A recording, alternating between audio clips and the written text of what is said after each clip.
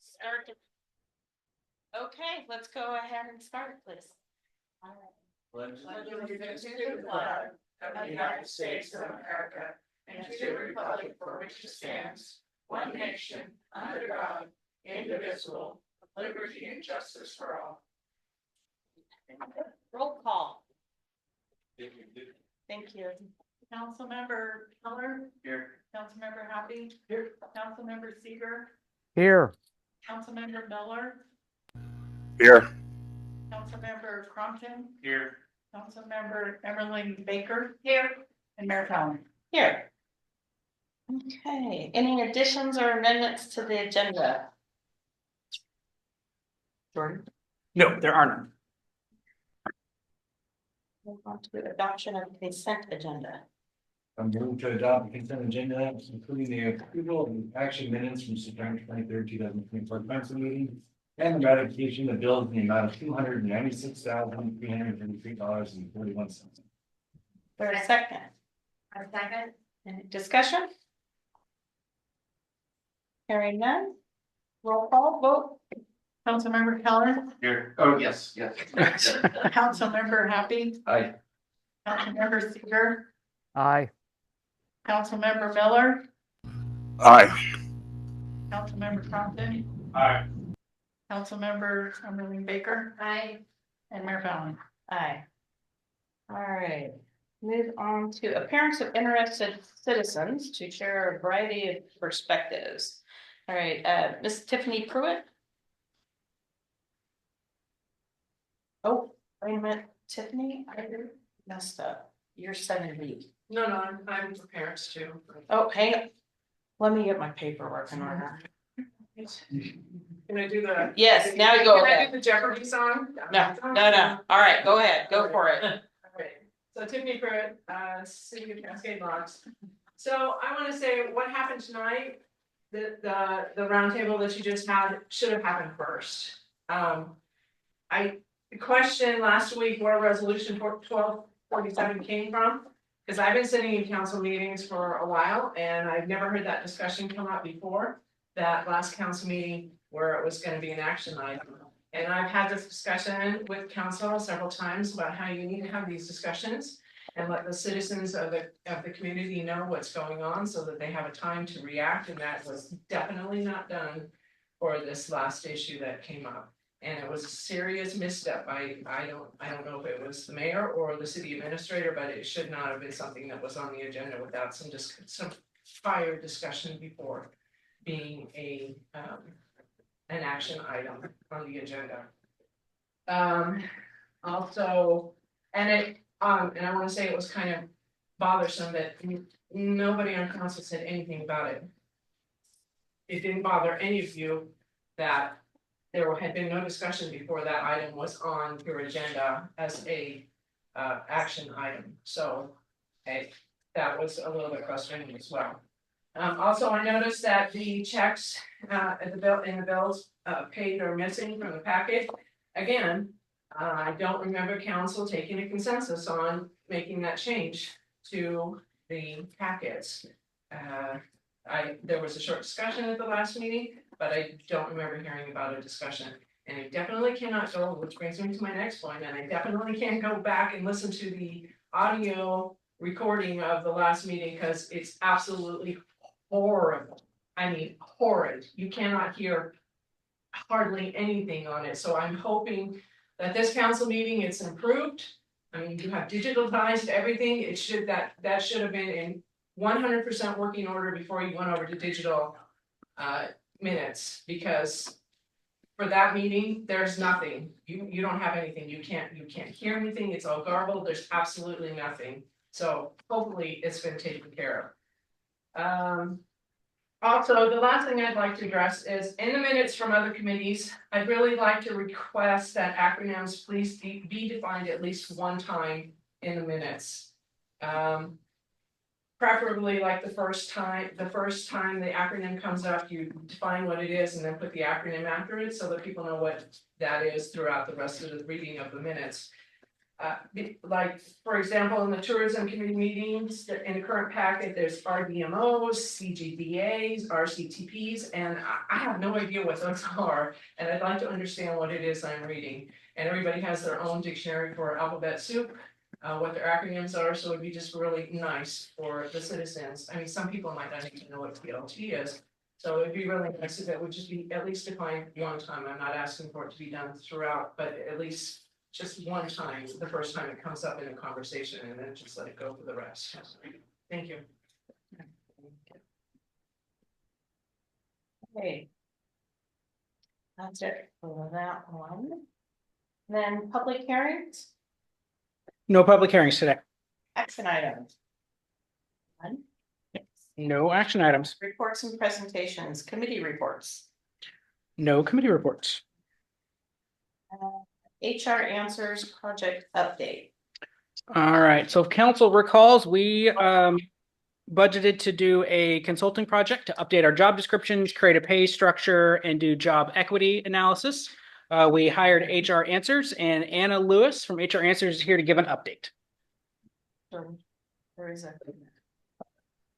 So Okay. before we go into presentation, let's do that. With Tiffany Pruitt. No, are you not gonna make a presentation first on it, the presentation? I was gonna hear from you first. You had a comment on it? And then we go into presentation. We usually say what we're doing. But typically that's staff report. I don't have a staff report. We'll have an outside presenter. Well, it's gonna be really short. Well, I do have a couple of questions.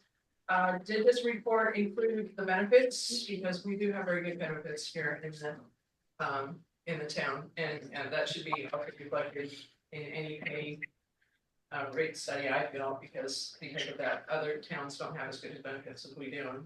That's better, I don't know. Also, I'm curious if this report covered any other towns with utilities like ours, small town utilities, because that also is a significant part of our pay for our staff. So, thank you. All right, thank you. Okay. Jordan, go ahead. All right, Anna, are you on? I am on. Yes, I am. Are you going to be able to share the presentation or shall I? You can. Okay, I'm going to go ahead and share that. Thank you guys for inviting me, Mayor and Council. My name is Anna Lee. I am a senior consultant with HR Answers. And what we have partnered with the City of Cascade Locks on in Jordan is a full-on update of some job descriptions. And I'm going to present you with what the scope of the project is and what we've covered. So let me just share my presentation with you. Give me a second. And I just want to confirm that you see the actual presentation. Is that correct? Yes. Wonderful. Okay. Again, thank you very much. HR Answers has been a consulting firm for over close to 50 years in the Tigard area, and we manage a lot of different clients, Special Districts Association, and we do a lot of work with cities and counties. I work for the city of Sherwood for 9 years. I'm very familiar with city structure. So it's a pleasure to kind of get back into the work with Jordan on the city organization. So let's see here. So what we're going to be talking about today, the agenda of the presentation, is the project and what we're covered. The process of how we did it and why we chose that process, the recommendations and any questions and answers that you have for me. So the project overview. So in July of 2024, HR Answers was selected to partner with the City of Cascade and Jordan, Cascade Locks, to complete a compensation study. Now, compensation study, what that was and what Jordan and I discussed was these specific items. Create and evaluate and update approximately 13 job descriptions. Conduct a pay equity analysis, and that's Oregon pay equity, and it's very prescriptive to the state of Oregon and Oregon laws under the Act of Pay Equity. All positions to be in compliance with state law. Then we went out and we reached out to some other city comparables for 9 positions, and we provided an analysis to the gathered information that we received. It's pretty typical process. And I wasn't sure, I wanted to address the 2 questions the citizen had about benefits. Jordan, do you folks have CIS benefits? Yes. Okay, so just from a standpoint of cities in general, if I might do a little sidebar on this, most cities in the state of Oregon have their benefit package through CIS, City County Insurance Services, and they're extremely competitive. Just want to say that. And they're very comparable. They have a few packages to choose from, but it's a very competitive and very cost-effective way because it's a pool of Oregon cities and counties that are in that. So that's one. The other one is utilities. IBEW represents the utilities at the City of Cascade Locks. And so we separated that out some because it is negotiated through their CBA. So I just wanted to address those 2 questions. Back to the project itself. So designing standardized job descriptions and templates. So Jordan provided me with the job descriptions that you folks currently had at the city. And he and I discussed, some structure and some template that would be best business practices to put into place. So we used a standard template with headings and qualification standards for various levels of work within the career ladder and mental and physical characteristics of work. It's important that we capture these types of items in a job description because really that is the basis, that's the foundation of how we operate compensation. So it tells us from a pay equity view, Oregon pay equity, how are they comparable in character to another jobs within the city, as well as compared to others as far as comparable cities that we reach out to, because it's not always just the title that we're comparing it with, it's the actual duties and essential job functions of the position. So we wanted to get that all created. The city has been provided all of the updated job descriptions and the updated template in an original Microsoft Word job description template that they can update and use because they're living documents. So it's not a one and done for the job descriptions. Those will be looked at and updated for the actual operations of each position. Any questions on that? Pretty basic stuff. Foundational. Okay. So how did we update the job descriptions at this time? It was a great pleasure to meet with each one of the employees that held each of those positions that we updated. So I set up meetings and we met via Zoom and went over the current job description and then any ads that the employees that hold those positions have. We entered that information into the template, and then Jordan and I kind of finalized the final copy of that. Again, it's a living document, so it's going to continue to perhaps modify slightly and change, but it was a great pleasure to meet with each one of the employees that hold those positions within the City of Cascade Locks. So that's how we gathered the information, and then Jordan and I analyzed it and then finalized those descriptions.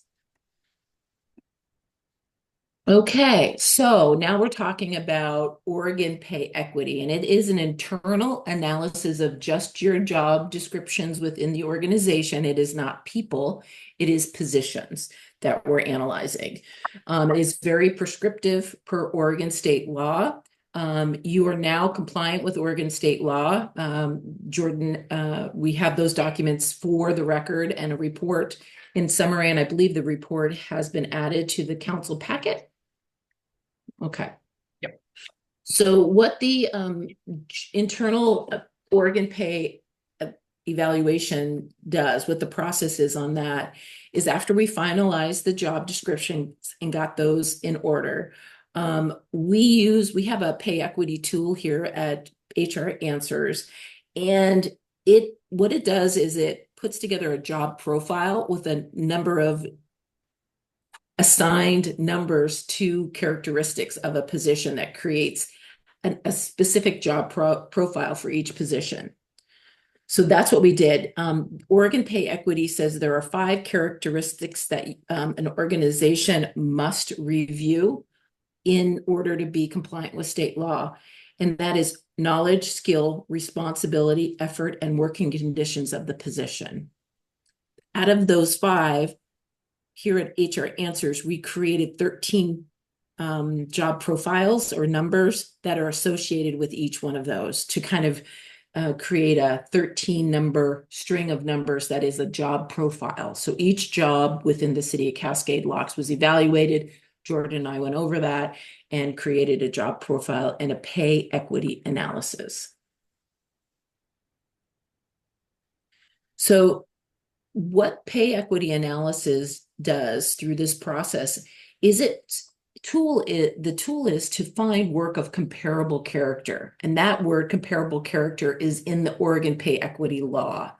So those positions that are rated the same under the evaluation of Oregon pay equity, that tool that we use, must have the same total compensation opportunity. Basically, they need to be paid the same, have the same pay opportunity as each other. Additionally, any job titles with more than one employee is considered a grouping and may, have to be evaluated. Neither of these things occurred in our analysis at the city of Cascade Locks. We had firefighter and paramedic that were rated the same as far as that is concerned, and I do believe they do have the same opportunity for pay. The organization closely reviewed each one of those and confirmed pay grade is the same. The internal review of the positions and pay grade was conducted by myself, and Jordan reviewed it, and we analyzed it together in partnership. So then the next step, once we've completed all of that and we reviewed the first step for internal equity, making sure that there's the same opportunity for pay for positions if they are of comparable character, which none of them were. Then we go to the market and we say, okay, market, what do you pay these positions out in the marketplace? The comparables that were chosen to look at were City of Banks, the City of Amity, the City of Yamhill, the City of Aurora, the City of Donald, and the City of Mosier.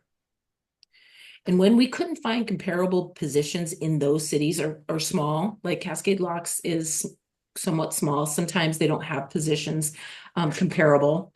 Jordan and I went and we looked at Economic Research Institute, which is a third-party system. It's an online system that gathers information, and we scope it to your city, your area, Oregon, municipal government, number of employees, and then we look for the match of the job description and the activities of the job. So we added ERI is what we call it, Economic Research Institute.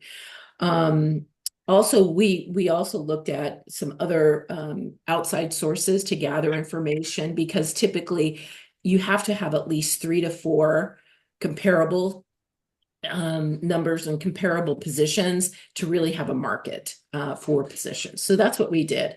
And we did get some market data there. So the salary survey included 9 of those positions, because again, the IBEW contracted employees, salaries are negotiated through the union contract. And again, IBEW compares those. So we went ahead and looked at the survey, said, where are they at in the market? And the differential, and I don't want to get into the weeds too much with this presentation, but City of Cascade Locks had one salary that for each position. It didn't have a salary range, like steps and grades. And so that's what Jordan's goal was after we did all of this, is for us to recommend a salary schedule, which has steps and pay grades for the city and for all of the positions. And again, the recommendations that we provided to Jordan were some salary schedules and placing those positions with the least cost effective way to move them into a salary schedule that will assist the city and Jordan in managing the positions and keeping up with market and competitiveness for those roles.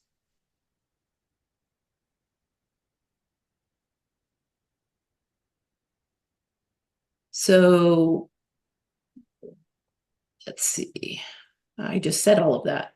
So that's kind of it in a shell. I know there's going to be a phase 2 to our activities that Jordan's hopefully going to present, I think, next council meeting. But this was the body of the work that we did to get to the recommendations and to get to the city to the goal of getting a salary schedule activated and updates of all of the job descriptions with the employees that are in them for review. Does anybody have any questions at all?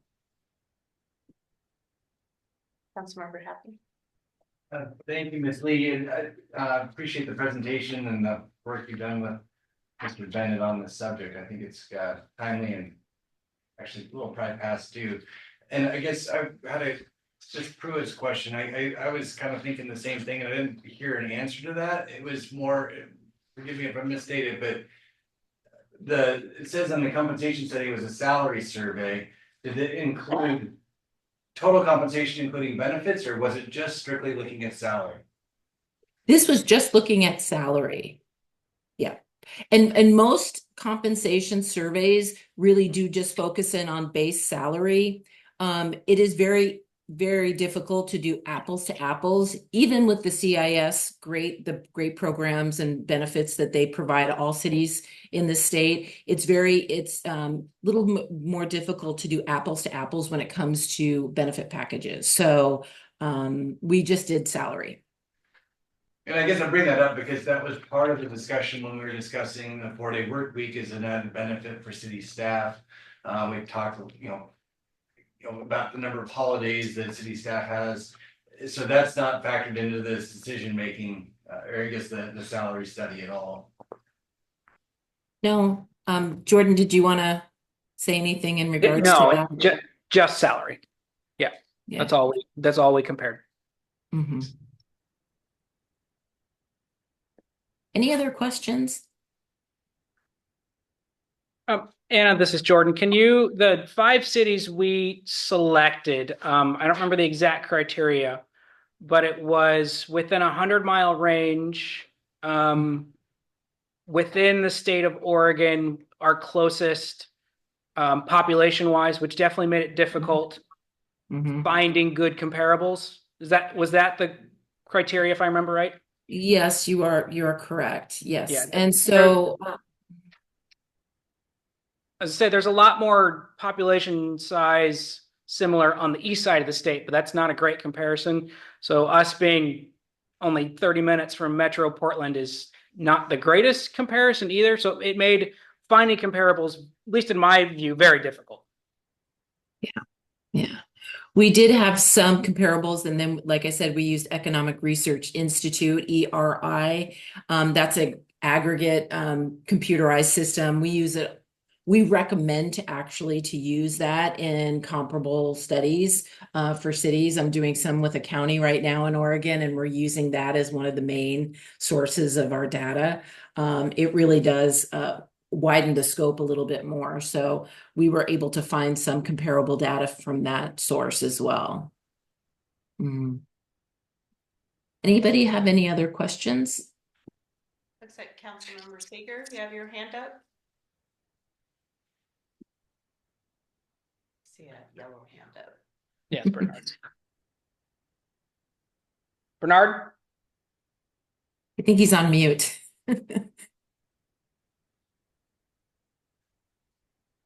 He'll have to pop in when he can. Oh, no, there he is. No? We might have lost him. I don't know. Okay. And oh, there he is. Councilmember Seeger, did you have your hand up? I did. Yeah, I'm having some internet issues, but I'm back. Thank you. Yes, so I understand that part of the reason we didn't do the benefits and include it into this compensation study was that all these cities do use CIS, and it's very comparable. If you look at health benefits in Aurora, given the fact they're using CIS, they would probably look very similar to health benefits in Cascade Locks. Am I understanding that properly? That is actually correct. Okay. I mean, all cities, I think it's 95% of the cities in Oregon use CIS in their benefit packages. And they have a list of some, but it's for Cascade Locks, I'm not sure, what Kaiser's kind of hard to use all over the state because they're not located, I don't think in your area. So it's Blue Cross Blue Shield, I think. They have, and the pool, and I just want to, on a side note, if you don't mind, Bernard, is that the CIS does buy down the rates from the private, if you want to go out to private insurance, they buy down rates because it's pooled benefits through the state. So they're able to do that and keep the cost very affordable for all cities. So that's their mission, really. Right. Yeah. Understand that. I have a little background in this, and I've always found them to be Okay. extremely competitive. And then PERS, same thing. A PERS employee, making whatever those benefit structure would be exactly the same regardless of where you're working. That would be city, county, and state, right? Yes. Now, the only differential is there are some cities that pick up the 6%, and there's some that don't pick up the 6%. So, I mean, that does play a part. Usually what they do, and this, I don't know with the comparables that we reached out to, but sometimes they add that to their base salary to make up the difference. It's kind of Okay. out of one bucket into another. It's six, Right. it's really, but we didn't look into that. If you would, that's completely up to Jordan, but I can get that data. Just this is what the cities do, these comparable cities do. I can try to get that data if you're feeling like that would be effective, but that's up to Jordan. So that wasn't part of the project that For what it's worth, I mean, I understand Cascade Locks does not pick up the 6%. Is that right, Jordan? Correct. Okay. So employees have to pay that. So yeah, I mean, I'm just one council member, but I would love to have a consensus that we get that information. And then anything else, I mean, I agree the holiday pay might be different for us. There's just a few little things that might require a little more information so we can include that in the overall compensation for each of our employees. I'm interested in that.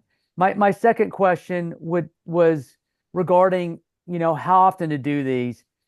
As you saw, our salaries were, they had not done a proper review in a while. And that's problematic. I don't like getting behind. If I could be king of an organization, we would always be leaning forward and we would do things on a recurring basis. So you don't get things, really out of order. And you've got these huge differentials between what you're paying, what the market shows you should be paying.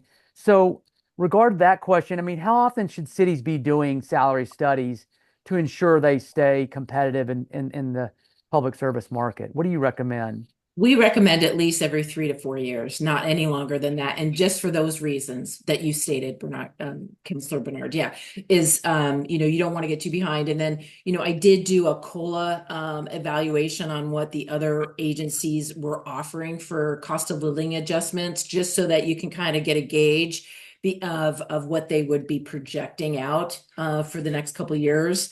So we do have that data. Excellent. Just so that we can stay, like you said, in pace with the other cities. But, then it all depends on the budget too. So. Of course, I know. But again, as council members, I think it's our job to know the facts, know the reality on the ground, and then build budgets that either acknowledge that or say, look, we're going, if we don't pay them much, that's going to affect the quality of our services and all the things that we do as a city. And we go in that clear-headed. So Yeah, I'd like and I do want to bring out that we were able to accomplish the Oregon Pay Equity Review, which should be done. The state law requires every 3 months, and I'm going to be following up with Jordan to use the tool that through this project you have now. The city of Cascade Locks has this tool. So to any updates that happen, I'm here, HR Answers is here to help support going back into the pay equity tool, evaluating those new positions or changed positions and doing an audit. So the state requires to maintain compliance with the state law that get done every three years, that audit. And you don't have too many employees, so it's not a big process right now. We have all of the things in motion now through this project, so it shouldn't take more than maybe 5 hours to do and excellent. do a report above. Okay, thank you. Of course. Mhm. I would like to add a note about the 6% for the PERS. When we were recruiting for the accounting clerk, our top candidate did not take the job offer because we did not pay that 6%. Just throwing that out there. So that would be worthwhile, I think, to. Oh, gosh, include in our yes. Compensation Yeah. analysis. You're talking anywhere from 75 to a couple $100 a paycheck going into people's pockets. That's a lot of money. And unless they're in PERS already, like they're coming from another state or city agency, they have to wait 6 months. So they get the bigger money at the beginning, and then at 6 months when they qualify for PERS, if you have them pay, then they get less pay, if that makes sense. Because yeah. So yeah, it is something that you might want to put on the table for budget. Councilmember Baker? Thank you again for working with Jordan and your presentation. So on that note, you shared that one city maybe factors in that payment to PERS as a part of their base salary. Would that change our comparables and my question is, to be clear, so could we, let's say next year's budget, we want to factor that in so people see that we are doing that. Can that then be considered part of their salaries? No, it'd be the benefit package. It's the benefits package. Yeah. And we Anna and I talked about this, and maybe I'm wrong. At least every job search I've looked at, the first thing we all look at is the salary, and then we go from there. And then you look at the benefits, you look at everything else. I mean, so if we don't have at least a competitive salary, they're not even going to look at the job.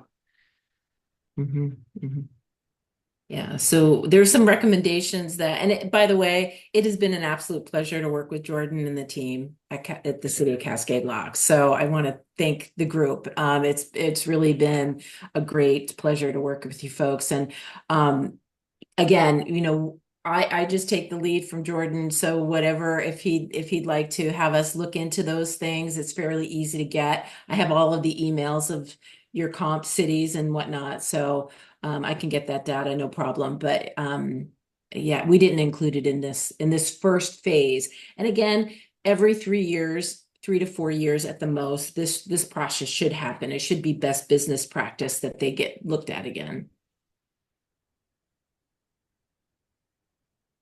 Any other questions? Bernard's got his hand up.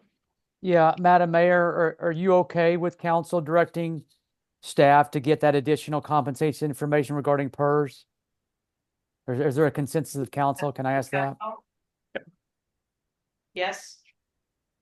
Sure. Yes. It's consensus. Thank you. Any other comments, I questions? did on the salary comparison, I wanted to point out a couple of outliers. Obviously, the firefighter paramedic one at 61% stands out quite a bit. That's a bit skewed. That's their hourly rate. And because of the way we do the schedule, they work 40 hours, they actually work 56 hours a week, 40 regular, 16 overtime. So their average weekly hourly rate is higher than that. They'll probably be closer to about 75%. So they're not that low. Can we get that adjusted in here so that it looks more, because I know Accurate. because I know we pay it, it's a little weird, but that's also kind of a standard in that industry too. to Yes, pay like yep. that. So it'd be easier if we just. Yeah, and that'll be in my add it as report for next week. Yeah. I just wanted to point it out here tonight. The other one, the city recorder / admin services manager, obviously higher at 137. Just to note, that position has been filled by the same person for 30 years. They are at the top end of their pay scale. So their new person coming in is going to be reset to what the market average is. So. And then fire chief, the last one, there's not a lot of cities our size that have their own fire chief. There's a lot of special districts, but not many cities. Yeah. Quite difficult to actually find a comparison. We end up using the ERI on that one. And that's the best comparison we can come up with. So. Right. And at least in Washington, Clackamas and the, closer to Portland, most of those smaller cities, Lake Oswego but they're larger than you folks. They have a fire, McMinnville has a fire department, but most of the fire departments have now been by city council and by vote have been acquired by TVFNR, Tualatin Valley Fire and Rescue. So a lot of them have been are now assumed under that, which is an amazing group of people, but it's a huge unit that they hire, a major list of firefighters and stations. I can't even remember how many stations they have in the state now, but it's a lot. So we just want to make sure that we're providing you with the most accurate information for you folks to make your decisions. Any comments, questions? All right. Thank you, Anna, very much. Oh, it's been my pleasure. As I said, I'll just stop sharing so you guys can go about your business. Should I stay on or is this the end for this part of the? You can hop off if you'd like. I'll follow up with you tomorrow morning. Wonderful. Thank you so much. It's a pleasure to meet everybody. Have a great evening. Mhm. Thank you, Thank you. Anna. Thank you. Short-term rental discussion. All right. At the September 23rd, 2024 council meeting, Tourism Committee presented a draft on an updated ordinance that lays out regulations for short-term rentals and Cascade locks. The changes focused on safety requirements and possible fee implementations. Council requested further research and review of the topic and continued discussion at the next council meeting. City staff reviewed the draft created by the Tourism Committee and made changes. Staff from the University of Oregon also reviewed and provided feedback. Staff removed any language related to specific fees and added a generic statement that fees will be set via resolution.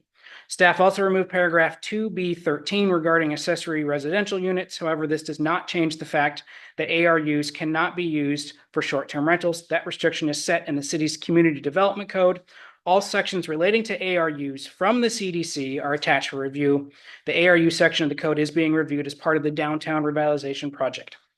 University of Oregon staff pointed out inconsistencies and points of vagueness that may cause confusion. U of O staff also pointed out that our minimum of 250 feet and 5% of housing stock is both self-limiting and inequitable, as it is a first-come, first-served system without any limits to how long a license is allowed per address or applicant.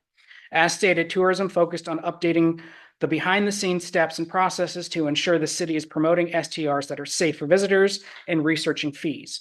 The University of Oregon's review has brought out a bigger discussion for council to review. How does the council see STRs in the overall picture of land use in the city and how they interact or affect the community? Council did have an original goal of having a new ordinance in effect by January 1st, 2025.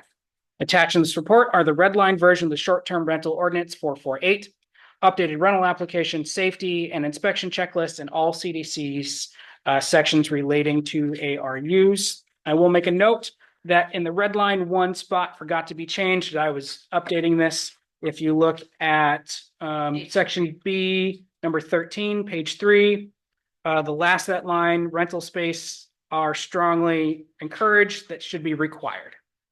That should be redlined out to say required. Thank you.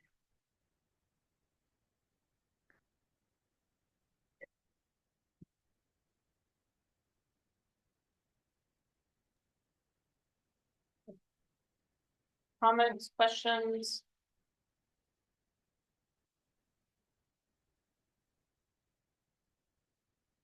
Jordan, do you have any? I don't. I think it's what council wants to do moving forward. Do they want to have this the safety checklist and the note about fees ready to go for implementation in January 1? If the charter update passes, council can then change fees without requirement of the vote of the people, making that process easier. And then come back later and look at the more long-term effects of STR, or we can put a halt to this process and look at that first. So it's really how council wants to move forward. I guess one of the little more in detail about what U of O staff reviewed was that the ultimate goal with the downtown plan and this is to have as many short-term rentals in the downtown zone or near the downtown zone as possible to get people to use our downtown. That's the goal. That's the, sorry, yeah.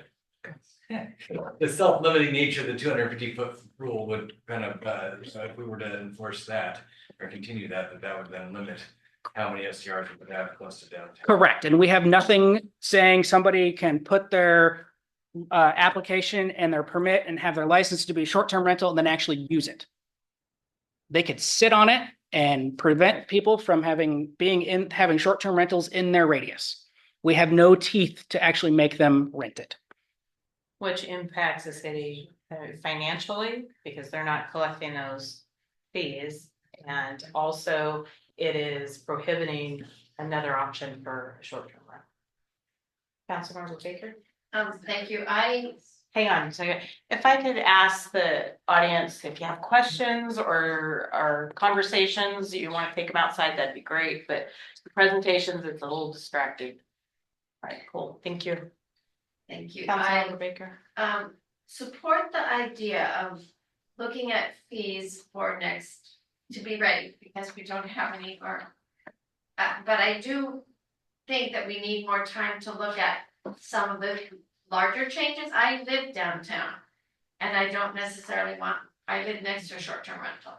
I don't necessarily want more short-term rentals all over downtown. A lot of long-term renters, long-term people, owners and renters live in the downtown area.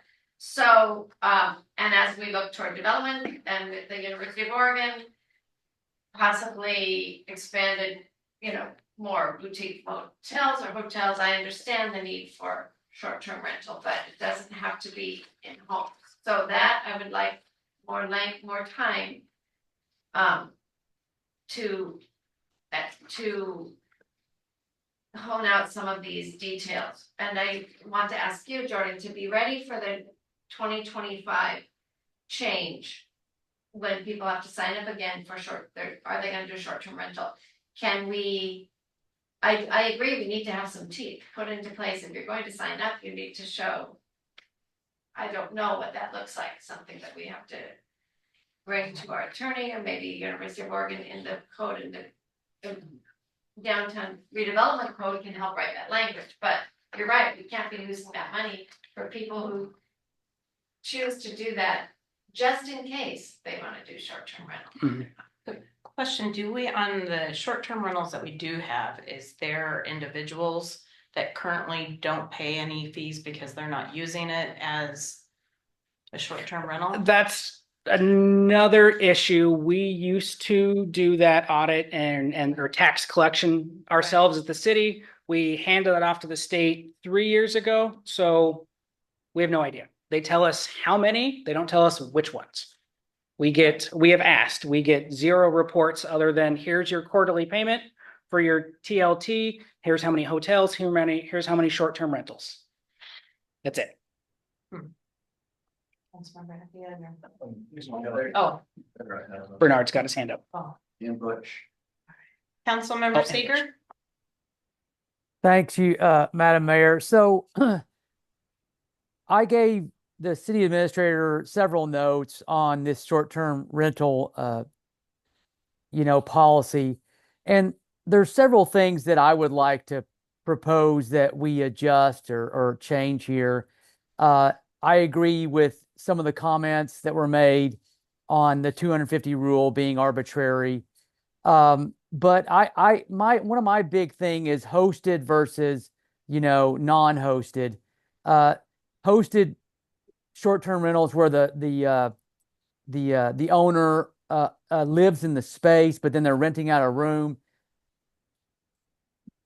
It's my assessment that's a much lower impact, both from the stay of the resident, but also from a housing perspective. If you look into short-term rentals, the big controversy is that people are using their houses as short-term rentals instead of long-term housing, and it's driving up the cost of housing in their communities. And so you're not dealing that with hosted situations. That's actually providing long-term housing for the owner, whatever that setup is, but you're also opening the door for them to rent out a room and make some additional income. So I really want us to revise language that treats those differently. The vacation short-term rental versus hosted, I really feel like should be treated differently. So I would like to, I'm hoping council will maybe indulge me in a little longer term conversation on this, and we maybe make some changes that I think would make our city favorable to creating long-term housing, but not curbing the entrepreneur options for folks who want to do hosted short-term rentals. That's my first comment. My bigger comment. My smaller comment is I'm very supportive of the fee. I'm supportive of what the tourism committee put together as kind of a checks and balances for the occupants who come into town. They know there's some safety expectations that have been predetermined by the city, and we have a process, so we ensure these are safe, clean places to hang your hat when you're coming to vacation here in Cascade Locks. So that is there's no issue at all with me, and I'm ready to support that, now if need be. But I would like a more thorough review, if not now, then at a later date. Councilmember Miller? Okay, as far as downtown, we have a parking problem down there as it is now. So to put a whole bunch more STRs down there would even create more of a problem. And as far as the 250-foot rule, that is also a parking issue. If you have watched some of these STRs, especially the one down at the end of Benson, just about a week ago, they had like 10 cars parked there. They were having a party or some sort of reception. So you just can't, we got to keep them separated so you don't clog up neighborhoods. And the 5%, that's an ideal set for here. As far as the people holding on to the STR without collecting, we should put a time limit. If they haven't collected for that year, they're gone. And they put that one back out. That's it. Councilmember Happy? There is, I just want to think to Butch's point, there is actually a requirement in the application and the ordinance about parking spaces, but what is there for enforcement? If you have, in order to issue the STR license, then yes, there has to be the demonstration. In fact, I think they have to take photos to show those parking spots with their license. But what if they do have a party and they have 12 cars show up and now they're parking all over the place? That I think that's the issue. And then did we have any input from tourism about the 250-foot rule or the 5% cap? No, they did not look into that issue. I think I'd like to see what other people in council feel, but I'd like to kind of go back to them and get a clarification on that point specifically, if they're, hearing the input from the U of O and community on this changes their idea about that restriction. Councilmember Crompton? I just wanted to agree with Councilmember Miller's things. We should definitely add some sort of provision for the application to actually be used. Whether it's used that year or they have to show at 6 months that there's been income or something so that it can get put back out there, because I understand the want of some residents to block this, but as a city, we can't, that's not what it's meant for. It's meant for a business permit. You can't apply for a business permit if you aren't doing the business. And that's limiting the town's TLT funds and other things that has greater impacts than just, well, I paid my $20 fee or whatever we end up putting that as. The 250 feet in the 5%, I think 5% is probably okay, but the 250 feet, I don't know how that actually affects a neighborhood. 200 feet any different than 250? Was 250 agreed to because it was just a good number? Because it doesn't, like, it just sounds like a relatively arbitrary number, and I'd like to see some more It came from Hood River. Okay. Hood River's ordinance at that time, at that time. Which has been replaced now. yeah. Yeah. Because Yeah. that kind of thing, like. I understand the parking conundrum, but any person who lives here can have 2 parking spots and have a party and the whole street is filled up with people. It's just gonna happen, like, you give them the 2 spots so that there's at least that, and then the rest is city parking. If we wanted to fix some of this problem, it's a bigger issue with our parking situation in general in town, it's. Cause there's no parking meters on Main Street, but we can't put parking meters because it's not our street, it's ODOT street. And if we, there's more to that than just. Well, there's a parking problem, and I don't want them having 10 cars at the one house, cause any person who lives here can also do that. And they could do it every weekend, and there's nothing you can do about it. Whereas a short-term rental is. Maybe a weekend here, maybe a weekend there, it's just. What it is. Councilmember Keller, did you have your hand up? Yeah, I guess I'm confused on where our process is going. I do not feel prepared to have a full-on conversation about the STRs and the code and changing it. I mean, there's a lot in here that I have issues with. Second of all, I think, what is the point of doing this if we don't have any teeth? Like, how are we going to enforce this? If you're gonna make a rule, how are you going to enforce it? So, I mean, there's no point if we can't enforce it. Councilmember Baker? So I don't know if this means I agree, we have a lot to discuss, Councilman Seeger, Heller and I am reminded at League of Oregon City conferences and things I'm reading, we have a huge long-term rental concern. And in the cities that are changing, in most of the cities that I have looked at that are changing their policies, it's to make less short-term rental because it is becoming a business opportunity in beautiful tourist cities like ours. Instead of allowing for greater long-term rentals. And I like Mr. Seeger's point of separating the hosted and unhosted, so it's gonna take some time. And again, I agree if we need to add some safety concerns right away for the new year coming, that might be something we, maybe there's pieces of this we can put in our current code.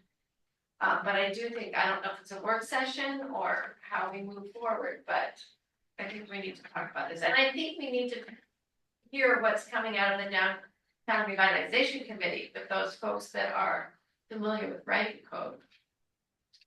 Councilmember Keller? To piggyback on the safety issue, if we can get that going right away, I'd like to have a conversation with the county building department and setting up an IGA with their building inspectors. If they ever do that. To do the safety inspections? And I think that really was one of the primary concerns of why we started this process, it was the safety concerns and that, line item that. Smoke detectors, carbon monoxide detectors and fire extinguishers in the rental space are strongly encouraged. We need to update this Yeah. language because of the safety concerns. And so. I think that part of, what we're, they have to meet that requirement in order to get the license.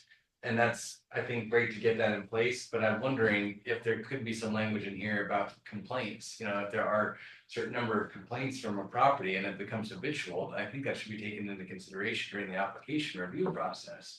It's a 12-month license, so if there's a bad actor that's continually having problems not acting on the parking violations and parties and noise complaints, then maybe we don't issue them a permit for the following year. But does that have to be included in the STR policy? And is that language that's in other cities? I don't know. But I feel like this is kind of a project we task tourism with coming to us with recommendations for. I feel like the right thing to do would be to say, here's some discussion items that we had.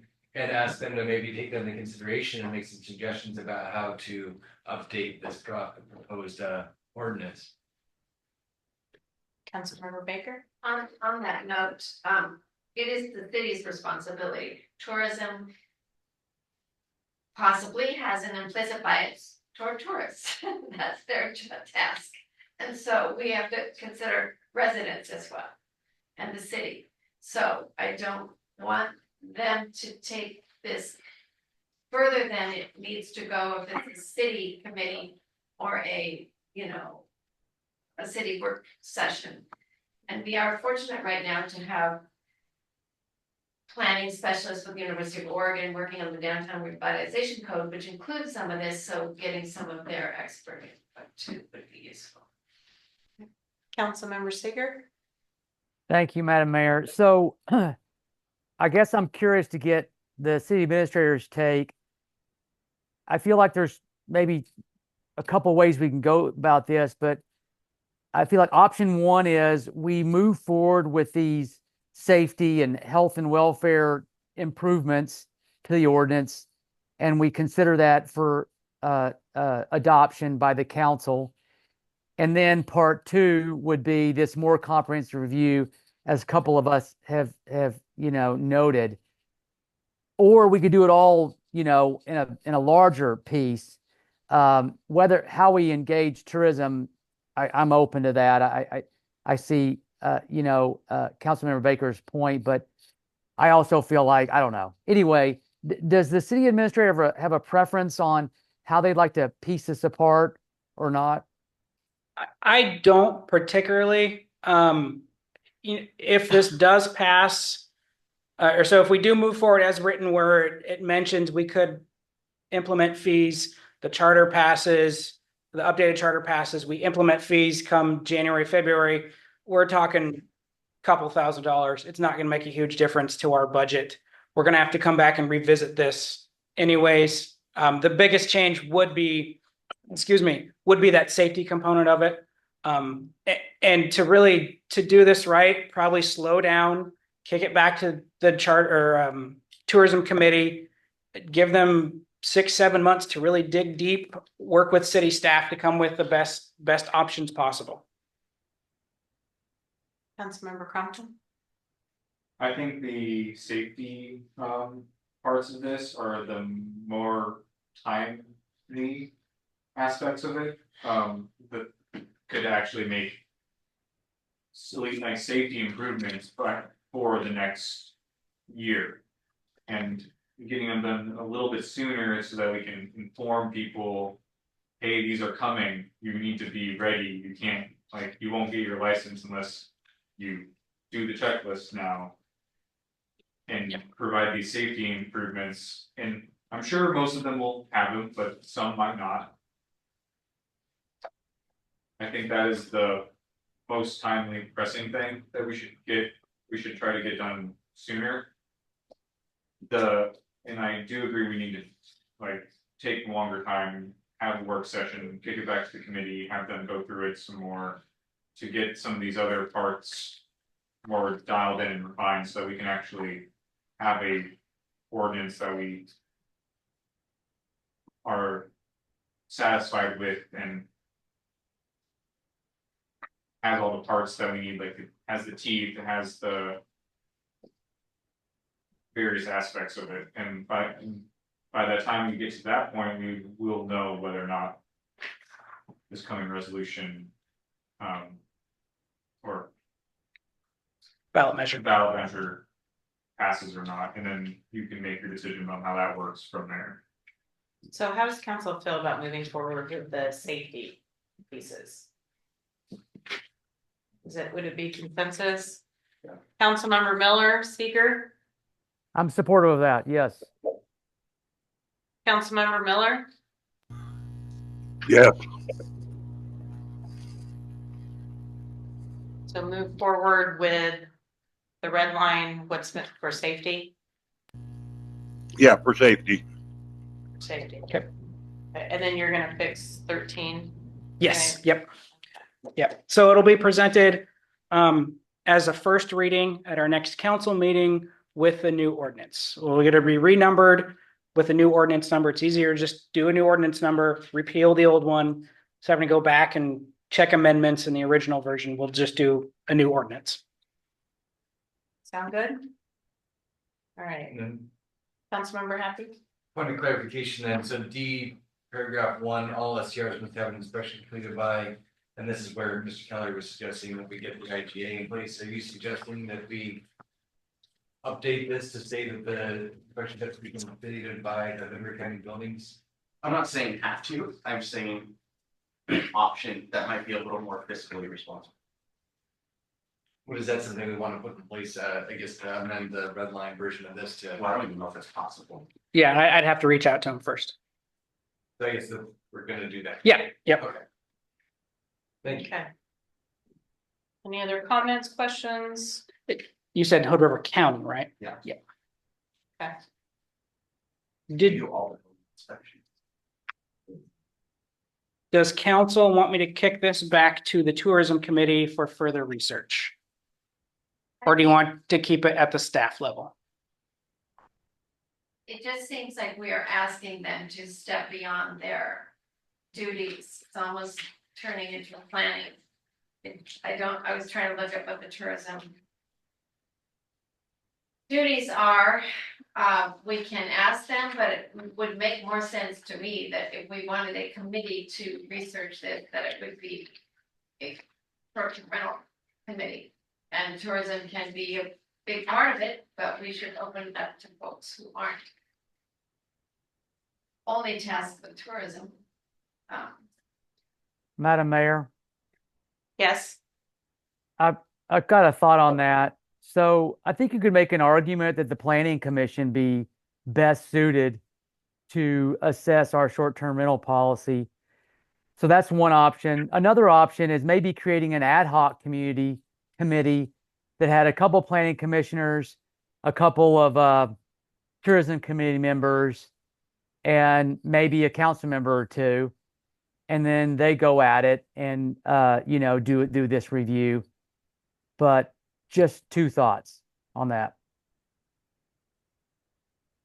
okay.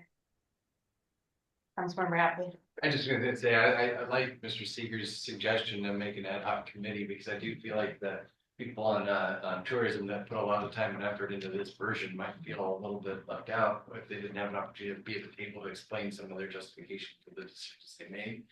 But to Baker's point, having them try to assess this about looking at the bigger picture, I think is a valid point, and I think including maybe a group from the community on that would be beneficial as well. So that'd be consensus of council to committee?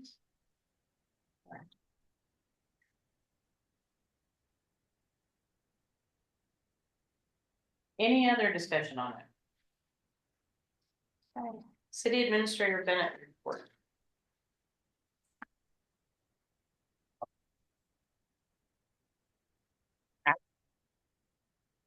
All right. Couple items that I would like consensus on to move forward with. First one is Veterans Day and Christmas Day coming up. The first council meeting in November is scheduled for November 11th, Veterans Day. Council needs to decide if the meeting will be canceled or rescheduled. In addition, the second council meeting in December is on the 23rd, 2 days before Christmas. Council has traditionally canceled that meeting. I would like consensus from council on how to proceed with these meetings. Well, let's talk about November meeting first. Don't you mean Thanksgiving? No. Veterans Day. Veterans Day. The Well- 11th. So is it consensus of council to, City Hall is closed that day? We're talking November 11th. No, yep, Correct? yep. Yes. So that's normally a meeting night. So does council want to skip that meeting? Have one more in November? Or do you want to have a meeting the next day, or what would Councilmember Keller? I suggest we postpone that meeting and get rid of it. We will have a new council idea by then. I mean, we won't have them in place, but, and I think that might be an opportunity for us to work on emergency things, but then kick the can to the new council on some of these larger short-term rental stuff that's coming in. So would it be consensus of council to cancel, to not reschedule the November 11th? I'm a little nervous because if we go look at Christmas and we only have one in December and one in November, that means we only have 3 more meetings till the end of the year. Next week, I mean, in 2 weeks, one in November, seems very small. It's getting towards the end of the year, so, yeah. The only issue with that is the item we just discussed. If it does not pass on a first reading with unanimous vote, it needs to go to a second meeting or a second reading, and then it's 30 days before it's enacted, which at that point would put us into January.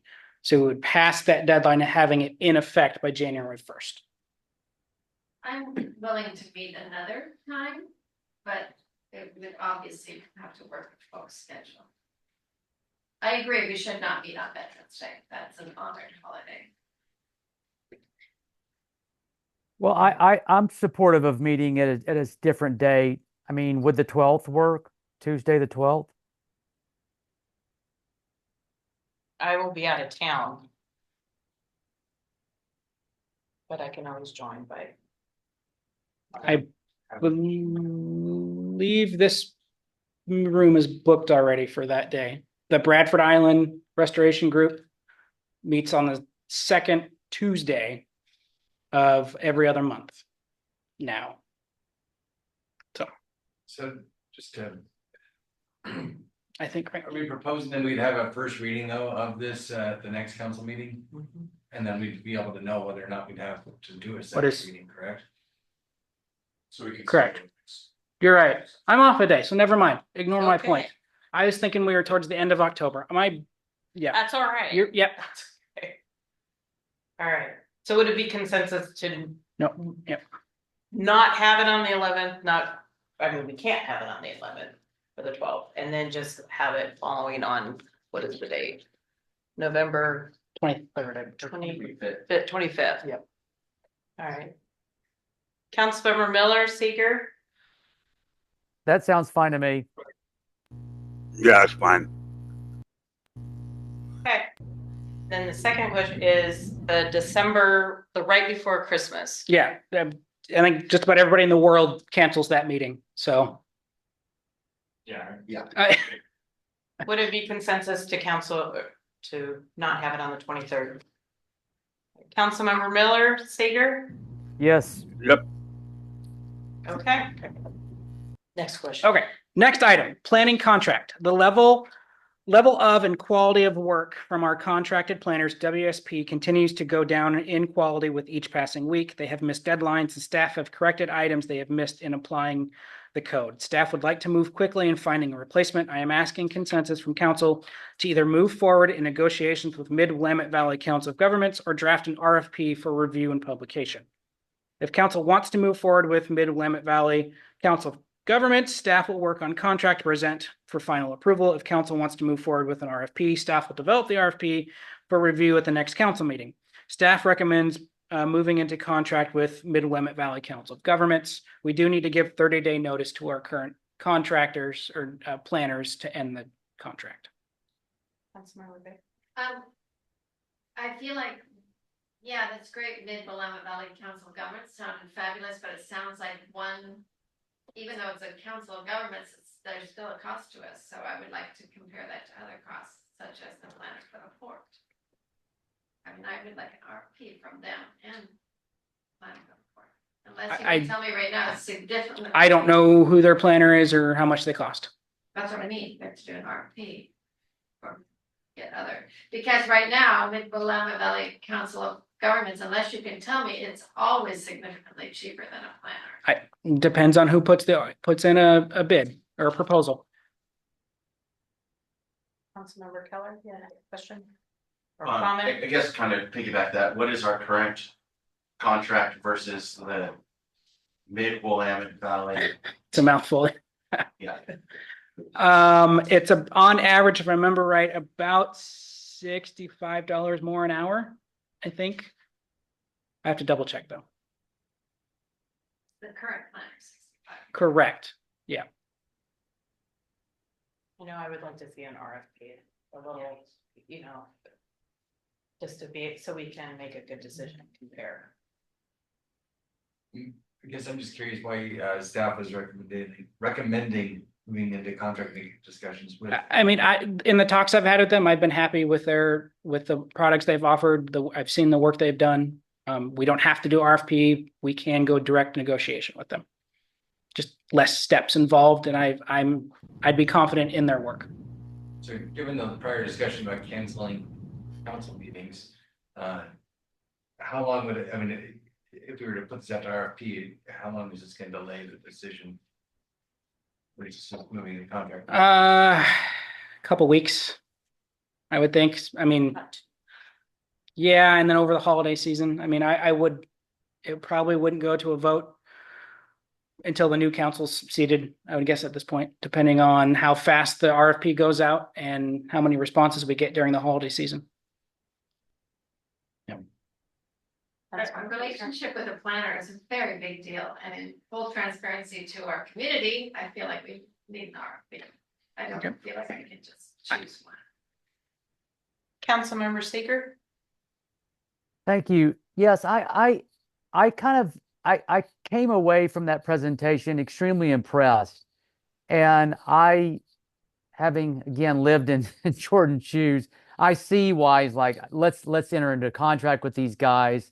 They have a good track record. Let's move along. My only hesitation is if the market, there are some hidden gems out there, which you don't really find out until you do an RFP. I guess a modified thought would be if we had the city administrator just call a few other cities, ask what kind of planning services they're getting and look at the cost structure. And if it's not noticeably different, then to me, that's the green light. Just go with mid-Willamette. But if you do see quite a bit of variability in costs, then that says pause, let's do the RFP. That's where I'm at. I think we would get wonderful services from this guy that seems competitive, but I don't have a sense of the market. And you don't really know it until you actually talk to folks or you do an RFP. So that would be my two. Councilmember Crompton? Is there a reason why this wasn't an action item? It seems like a action item type of a question. At least, because like, I mean, I hope that we could come to a consensus, but this is also sounding like people have very different views on this, and it's like not necessarily a consensus type question. And I'm also in favor of the RFP. Yeah, and maybe it's my interpretation, but there was no actual action being taken. It's just a consensus of what direction to move forward. I mean, it wasn't a contract review, it wasn't an RFP review. It's just consensus on what direction to move. You say that we're missing deadlines, are they impactful deadlines that require us like to go with it, because we missed the deadline, now they get that opportunity to do whatever code violation they wanted? I don't. Kathy knows this more. There are state deadlines. We have to respond within X amount of days. It's not happening. So we're missing those deadlines, which allow. Well, I'm not gonna say missing deadlines because we have 120 days to complete the case, but it's to the point where I'm having to say, I mean, our applicants are calling City Hall and I've pushed things forward and now I'm having to call them and go, hey, I've got this applicant, and this applicant calling me. Where's the stuff? It's that kind of thing that's happening. We haven't missed a state deadline, but we are getting close on 2 different cases at this point, and there's just been a lot of they say one thing, then they say another. Applicants are confused and think that they're on a path, and then they have to gather more information, get more stuff, and it's been kind of chaotic.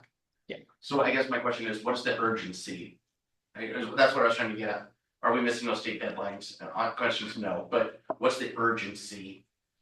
I'm just afraid it's gonna get worse and we are gonna miss those deadlines. I mean, like I said, I've gone to a couple of different pre-application meetings and we all leave more confused than we entered. They talk themselves into circles trying to apply our code. I don't know if they're getting it confused with other cities' codes. I don't know. The level of service we're getting is not what we're paying for. That's, I guess that's different. I'm concerned about the deadlines. Because once we miss that deadline, that their application is approved, is my understanding. And is there a consequence in their contract if we ever miss that deadline?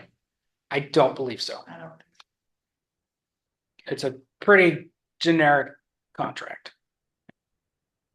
And they're not giving you clear reasons why they're not performing on time or meeting deadlines. Okay. And this It's isn't just new. that- It's just been. It's the last, I'm gonna say 6 months or 9 months. Mhm. It's getting worse. And then our lead planner actually left the company, so. But I mean, mistakes were happening then too. Right. Okay. Councilmember Baker? I want to remind this council that we hired the planner that works for the court, who's familiar and has, if I'm correct, worked with the city in the past to do the food cart code planning with us. Can we, because this planner is awful, how long? First question.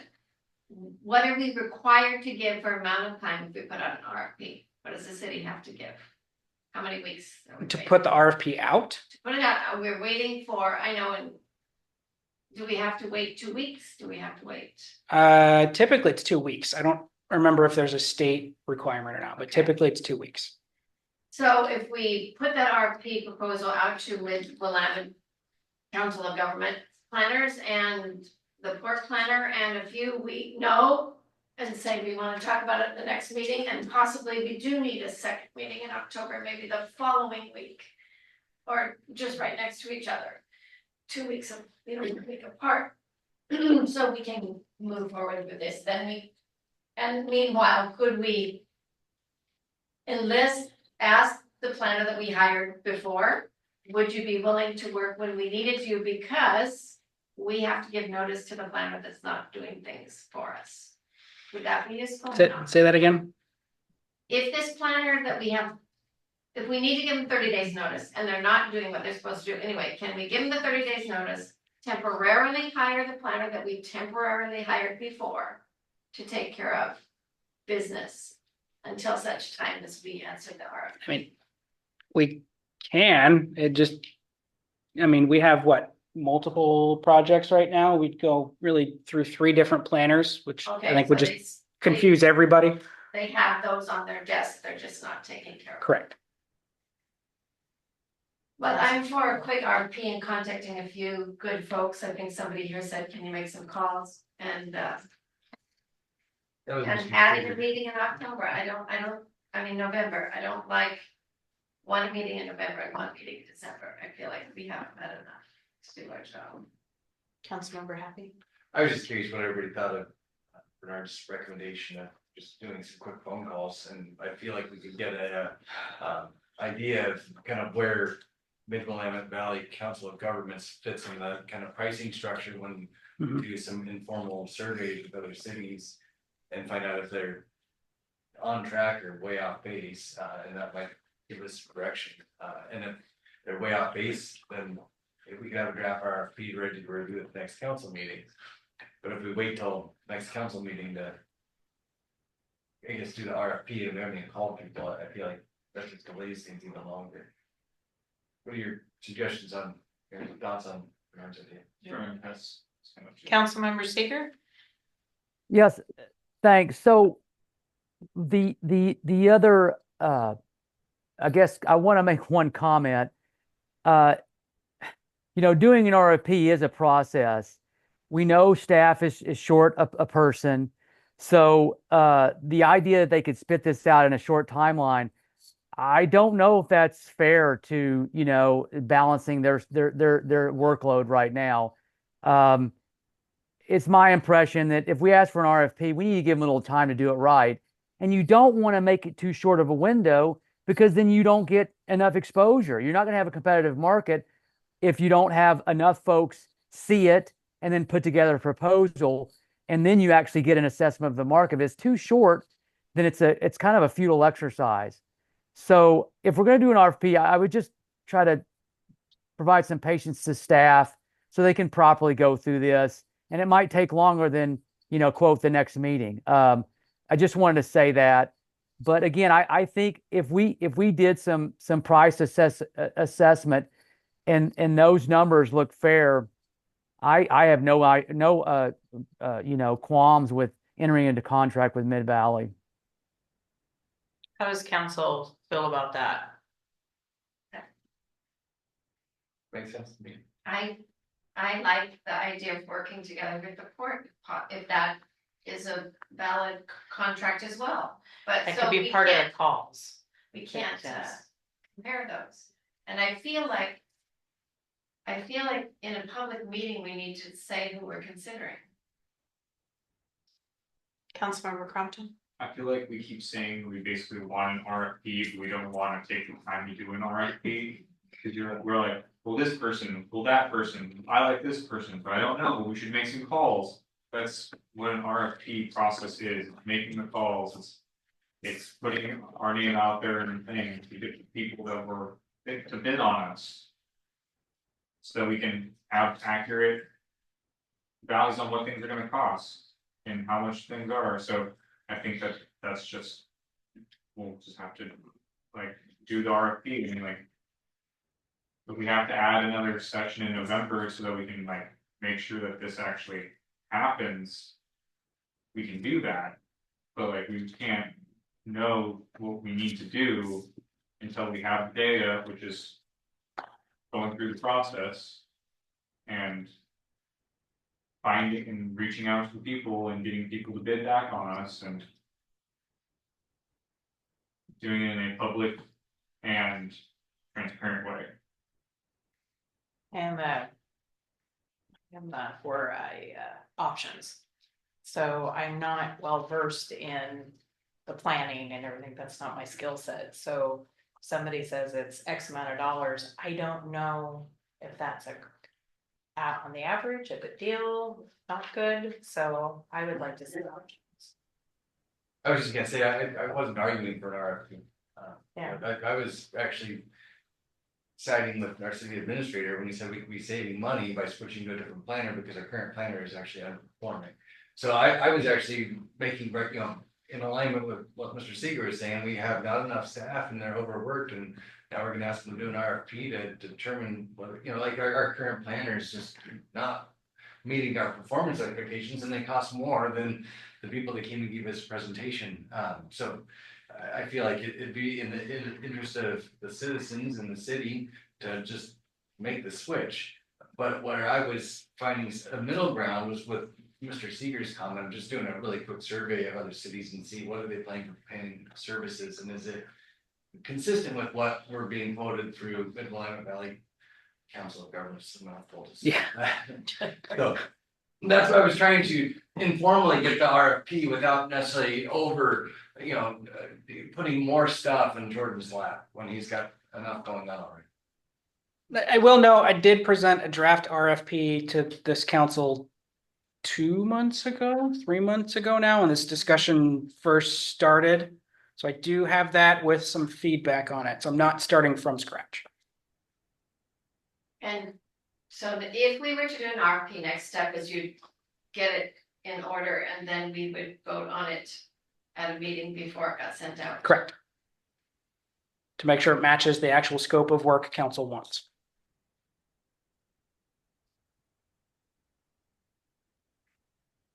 That would be our next meeting, which is in 2 weeks. Yes, 28th.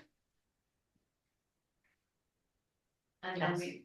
I just wanted to say, and my idea of consensus doesn't mean that I necessarily agree with everybody else in council. It means I can stomach the decision that we make as a whole, and I'm supportive of that. So, you've heard my point of view on this, and I'm willing to go the other way too, if that would be a consensus is that they you guys want the RFP.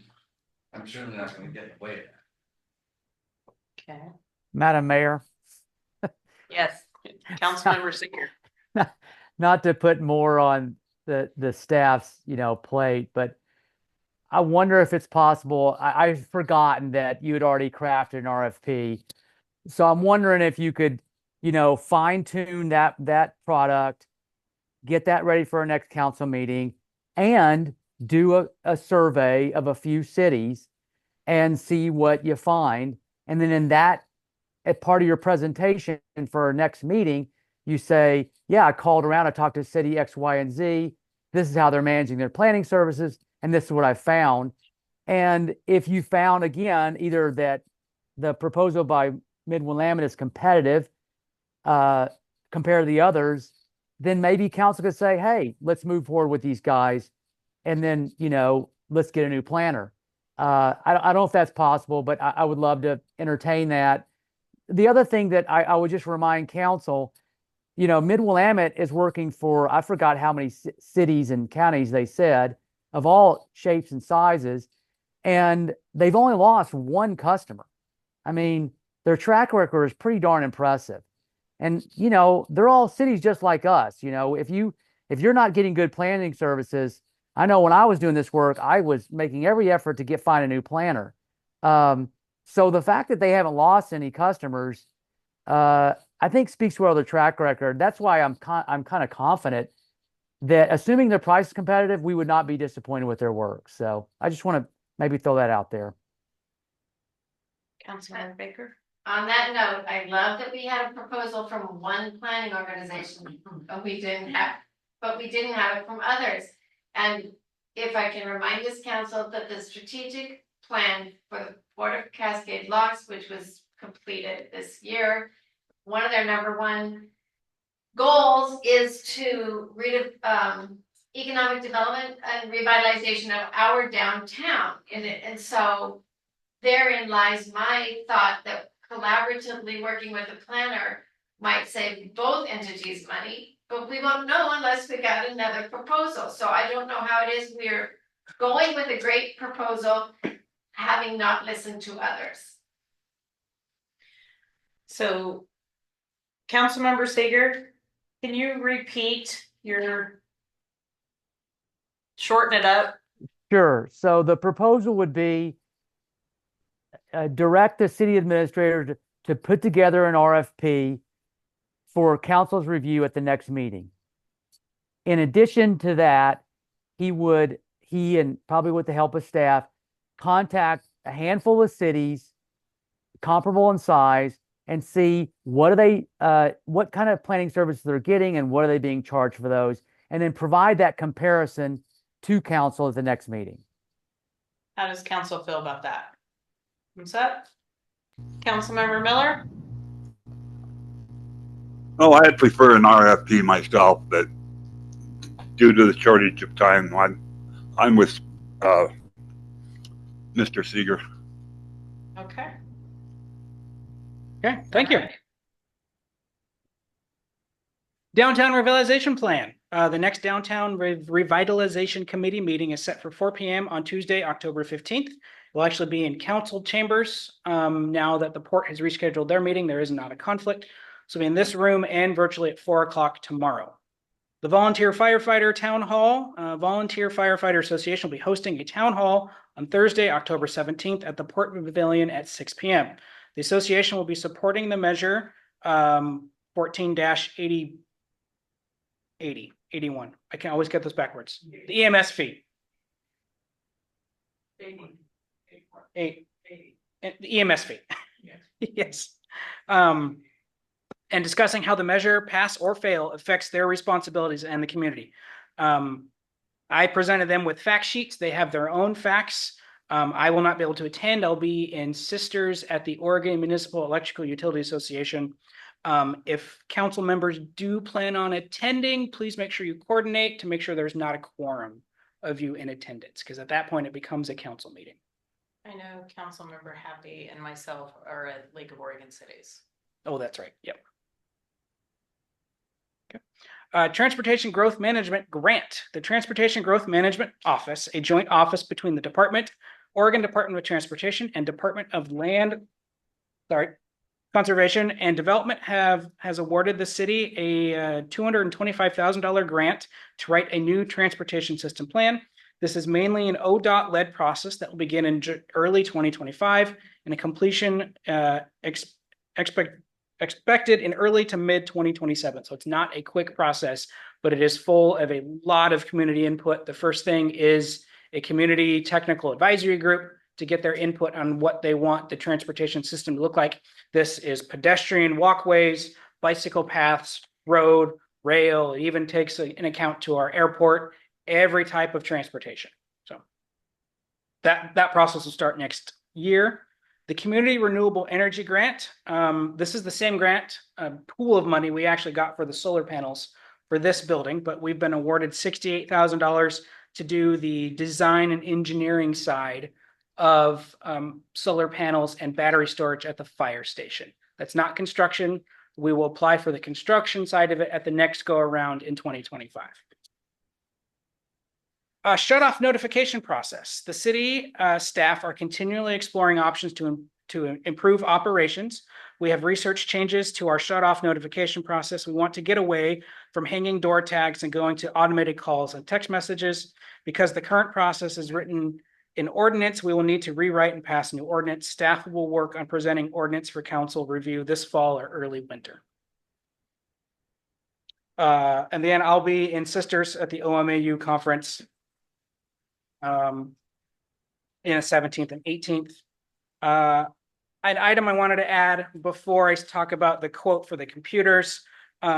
Please make sure if you have any requests, they go through me. Please do not go to staff directly asking for items. Please make sure all of your requests go to me. Thank you. There's been discussion off and on about counselors having their own computers. I did ask RadComp to put a quote together for tablets. These are not full computers, but they are tablets that are either Wi-Fi based or data based, along with accessories, keyboards. We're looking at a flat rate of about $6,000 or $5,000, depending on how fancy you want to get on the tablets, and then a recurring fee of $90 a month to be as part of their maintenance program. So I just want to put that number out there. Just get your feedback on it. If tablets is something you are interested in, or if you would prefer full-blown computers, my thought is that you would use these to check your email. If you are remote, that you would use these to Zoom into our meetings. So again, just give an idea of the cost. Would do as much research as possible to get a grant to pay for the actual devices, but we then have to do the $90 a month would have to fit into our budget. So. That 90 per tablet? No, that's total. That's for all 7, yeah. And I did a little bit of research and you can get all of these less on Amazon. Well, I'm sure we can. Same thing. Yeah, I'm sure we can. Yeah. It's less though. It's a little bit less. So. Again, wasn't expecting any real discussion. Just wanted to put this bug in your ear and let me know if this is an interest you guys would like. And that's all I got. Ms. Pruitt, you did want to comment on 7B. Yes, I just, in addition to this, RadCom discussion to be good, so you can say that. I just would appreciate it if, in the future, there's no explanation of why you're doing this, and if somebody missed the last meeting or tried to watch the last meeting and didn't hear why it was, it would be nice if there'd be a little note in your report stating why this is an issue or could be an issue. And also, it'd be nice if it would also be included in the report of where this money is coming from. Sorry, I'm a budget person. I'm gonna ask budget numbers. I'm gonna ask budget questions all the time, but where is this coming from? And where will the $90 recurring fee come from? Thank you. Is that a monthly fee or? Monthly. Monthly. Yeah. So Per item. No. Okay. $1,100 a year. Okay. Mayor and city council comments. How about Councilmember Miller? Well, I don't think I need a tablet. This little $110 Chromebook works for me. You know, also, not having the check register. It's our business to know what the city's spending and where the money's going. So that check register needs to be in our packet. Also,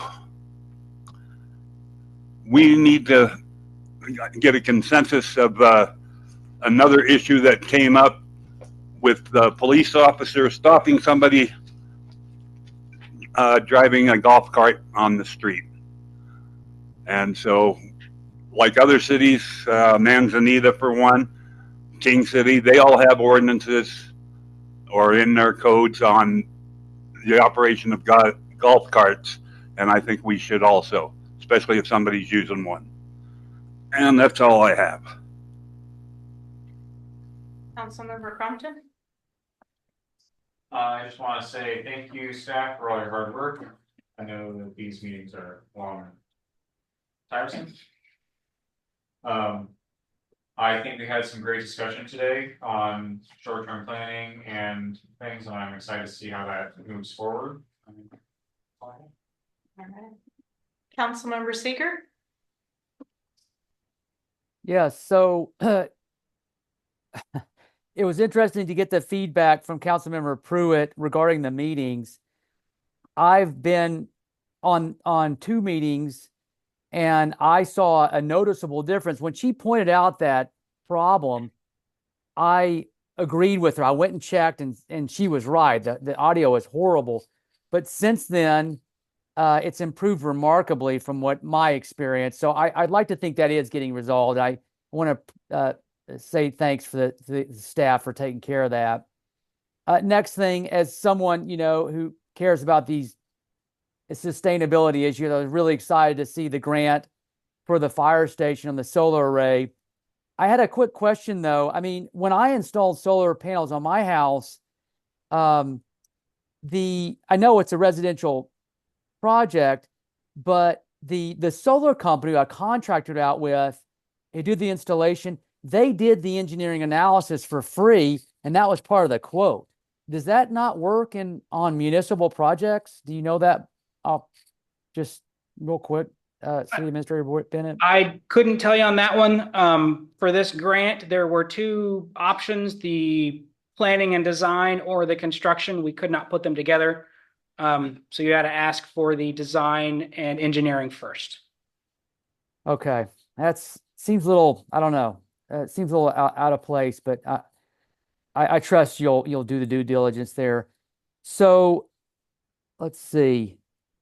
And then, yes, congrats on that DLCD grant. That's very exciting to get our transportation system plan updated. That's a critical tool for how we operate and grow as a city. So I can't stress enough how important these planning dollars are because they set us up to grow and change in a sensible manner with deliberate thought versus haphazard. And, it can go wrong if you're not thinking forward. And that work really puts us on a better path. So bravo. And then, 2 other things. So the financials report, I didn't see it as close this week, but to be clear, I wasn't requesting that we get rid of the check register, but rather the transactions that showed $0, there was $0 in movement. I thought that was clear, but just to be clear, I'm with Councilmember Miller. The check register should be on there as as an accountability tool for the city's finances, and I'd like to keep that in this report. And just thanks again for staff. I know you are short-staffed, and you're still doing amazing output. And as a member of council, I'm very grateful, and I'm excited the things we're doing. We're moving forward on, and I just want to say thanks to the really civil dialogue. I mean, that deposit issue was a sticky one, and I thought everyone was really, wonderfully, delivered in interacting with our businesses to be collaborative and hearing them out. And I just really enjoy working in that type of environment. So thank you for all your efforts. Councilmember Keller? First, I think would be a few of us not to recognize Indigenous Peoples' Day with a strong segment of our population being native and being on land that was originally various tribes. And the significance of this area to the native population. Secondly, I encourage everyone to become an informed voter and to vote and partake in your democracy. Councilmember Baker? Again, I want to thank everybody who came tonight, the businesses of the workshop and the collaboration. I really appreciate too, the respectful sharing of differing opinions. I appreciate on this council that we can listen and speak our opinions and try to come to consensus or next steps. I really appreciate that respect. I echo the feelings of pointing out Indigenous Peoples' Day. I have noticed in my living in many areas that this is a very sacred area to our population, past, present, and will be in the future. There have been awards recently for some Indigenous leaders. I know that some of you can speak to going down and in our area, and I want to support diversity voices in our community that we don't often see, and appreciate that we sometimes need to reach out across the table because diversity takes the majority population to reach out, welcome them in. So I hope if you ever have that opportunity that we do that. I want to thanks to all the people who speak, whether they've sent in letters, whether they've come here and speak to us in the public. I appreciate that. I will not be here for the Thursday fire meeting. I'll be at a Places conference about placemaking and revitalization efforts. And that's in Walla Walla because Oregon and Washington Main Streets are combining. I wanted to share some exciting news that the Little Main Street Cascade Locks nonprofit that started as a city committee or city connected communities is able to offer free trainings for any organization, a church, a business, for digital, for your business. If you look at the Main Street website, you can see it, like digital marketing, getting your presence out. And also, so that is where I'm putting most things. There's also an 8-8RP designing for all abilities Zoom conference this week that's free that I posted. And the Downtown Revitalization Committee, it's a great place tomorrow here for anybody to come and share your ideas, because we have University of Oregon Planning Services who are helping look at the codes to see if they're friendly, helping look along with the planning that they're doing for the design and the downtown code. So please, you can email Jordan. 4 o'clock. 4 o'clock. 4 o'clock on Zoom or here, right? And I want to thank the mayor for taking that issue of the utilities deposit out of the last meeting and turning it into a work session, because that's what was needed. As was mentioned, we needed a discussion before we go further with this. So thank you for that. Thanks to everybody, and Jordan for getting the grants. All right, Councilmember Happy. Again, I think that the workshop we had today with everybody was well attended and a lot of good ideas. Excited to see what kind of input we receive back. So appreciate you receiving all that, collating it, and then reporting back to council findings. Can you comment about the audio quality, because that is kind of a key issue? You know, what is it better? I mean, I think you mentioned in the that we made some changes. Yeah, there's one on the ground, but I think the issue was it was just too many of these guys daisy chained together. I had 9 of them. We came in, Carrie Ann from the port, Jeremiah was at his computer in his office, and we just plugged and played and tested and found that it really was just too many microphones daisy chained together. And it was causing just bad audio quality. So Got it. So you Yep. just added an additional. well, we just cut down the number of microphones. I mean, we're pretty much every other desk in this point, it's been no issues. I see. The thought was to have one in front of everybody, but then that just caused. That was causing the problem. Yeah, exactly. I see. And then I don't know if anybody was attending virtually last time, I mean, the meeting, the audio quality is so bad, I expect that people that are on the Zoom call probably could notice that, so I'm hoping that if that was the case tonight, we probably would have heard. That. Correct, yeah.